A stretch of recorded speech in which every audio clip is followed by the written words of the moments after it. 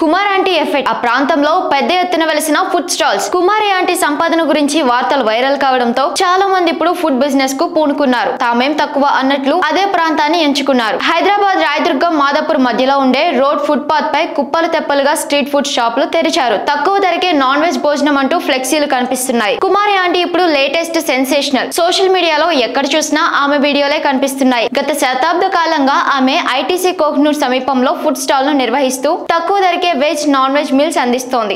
Food bloggers పుణ్యమా అని ఆమెకి ఇప్పుడు బోలెడంత పాపులారిటీ పెరిగింది. అందరినీ నాన్న అమ్మ అంటూ పిలిచి వడ్డించే ఆవిడ శైలికి చాలా మంది కనెక్ట్ అయ్యారు. ఆమె ఫుడ్ తినేందుకు ఇతర ప్రాంతాల నుంచి కూడా భోజన ప్రియులు తరలి వచ్చారు. అంతేకాదు 2 లివర్లు ఎక్స్ట్రా మొత్తం 1000 రూపాయలు అయింది అనే వీడియో ఒకటి వైరల్ అయింది. అంత రేటా అని ఇంకొన్ని వీడియోలు వైరల్. తర్వాత మరో యూట్యూబర్ వెళ్ళినప్పుడు దానికి ఆవిడ ఇచ్చిన వివరణ, 6 నాన్ వెజ్ లో భిన్నమైన వెరైటీలతో ఫుడ్ తినడం వల్ల మొత్తం కలిపి 1000 రూపాయలు అనడం, ఇలా ప్రతిదీ వైరల్ అవుతూనే వచ్చింది. జనాలు ఆమె వద్ద ఫుడ్ తినేందుకు డిజిటల్ జర్నలిస్టులు ఆమె ఇంటర్వ్యూల కోసం ఆ ప్రాంతానికి క్యూ కట్టారు. ఇక సినిమా హీరో సందీప్ కిషన్ సైతం తన సినిమా ప్రమోషన్ కోసం అక్కడికి వచ్చారు. ఈ పరిణామాలతో ఆ ప్రాంతంలో భారీగా ట్రాఫిక్ జామ్ ఏర్పడింది. దీంతో ట్రాఫిక్ పోలీసులు కుమారి ఆంటీకి చెందిన ఫుడ్ ఉండే వాహనాన్ని ఆపి కేసు పెట్టారు. దీంతో రచ్చ షురూ అయింది. కుమారి ఆంటీ షాప్ ను పోలీసులు మూయించారనే వార్తలు వైరల్ అయ్యాయి. దీంతో ముఖ్యమంత్రి కార్యాలయం నుండి స్పందించి కుమారి షాప్ ని కొనసాగివ్వాలని సీఎం రేవంత్ రెడ్డి మున్సిపల్ శాఖ పోలీసులకు ఆదేశించారు. అదే సమయంలో ట్రాఫిక్ ఇబ్బంది లేకుండా చూడాలని కూడా సూచించారు.